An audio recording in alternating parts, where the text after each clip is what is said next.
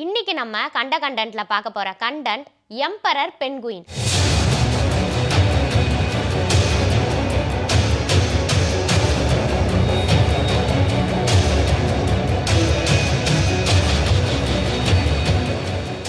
Penguin அப்படின்னாலே பிடிக்காதவங்க யாருமே இருக்க மாட்டாங்க. ஏன்னா இது பார்க்கறதுக்கு ரொம்பவே அழகா துருதுருன்னு இருக்கும். இது 4 அடி வரைக்கும் வளரக்கூடியது. அது மட்டும் இல்லாம பிளாக் கலர் கோட் போட்ட மாதிரியும் கழுத்துல ஆரஞ்சு இல்லைன்னா எல்லோ கலர் பெயிண்ட் பண்ண மாதிரியும் இருக்குமா. இது அண்டார்டிகால இருக்கிற தெற்கு பகுதியில தான் அதிக அளவுல காணப்படுதுன்னு சொல்றாங்க. ஏன்னா அந்த இடத்துல தான் குளிர் ரொம்பவே அதிக அளவுல இருக்குமா. இதனாலேயே இந்த வகை பென்குயின்கள் அந்த இடத்துல தான் பர்டிகுலரா வாழ்றதாகவும் கூறப்படுது. இது இவ்வளோ குளிரை எப்படி தாங்குது அப்படின்னா அதுக்கு அதோட பாடி ஸ்ட்ரக்சர் தான் காரணம்னு சொல்றாங்க. இதுக்கு மொத்தம் 4 ஃபெதர்கள் இருக்கு. அதுல ஃபர்ஸ்ட் ஃபெதர் குளிரையும் தண்ணியையும் அதனோட உடம்புக்குள்ள போக விடாம தடுப்பு சுவரா இருக்கான். அது மட்டும் இல்லாம ஃபேட் லேயர் இதுக்கு ரொம்ப திக்கா இருக்கிறதுனால இதனால -50°C குளிரை கூட ஈஸியா கடந்து வர முடியும்னு சொல்றாங்க. இந்த பேரரசு பென்குயின்கள் குஞ்சு பொரிக்கிற முறை ரொம்பவே வித்தியாசமா இருக்கும்னு சொல்லப்படுது. அதாவது நார்மலா இருக்கிற பென்குயின்கள் 2ல இருந்து 3 முட்டைகள் வரைக்கும் இடுமா.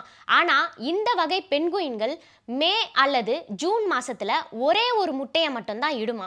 இட்டுட்டு கடலுக்கு உணவை தேடி போயிடுமா.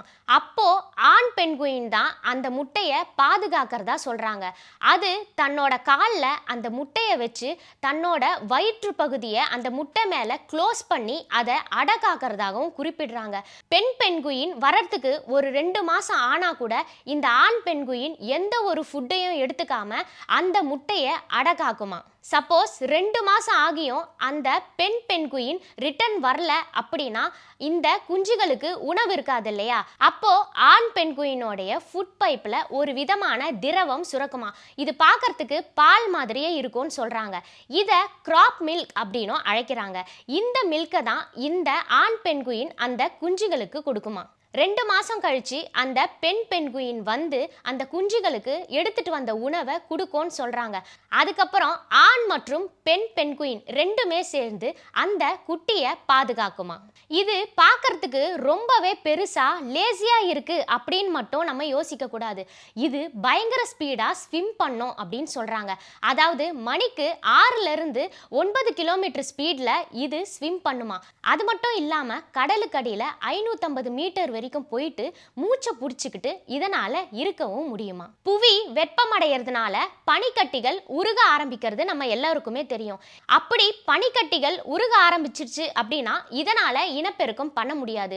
ஸோ இதனுடைய எண்ணிக்கை கொஞ்சம் கொஞ்சமா கம்மியாயிட்டே வருது அப்படின்னு ஆய்வாளர்கள் சொல்றாங்க.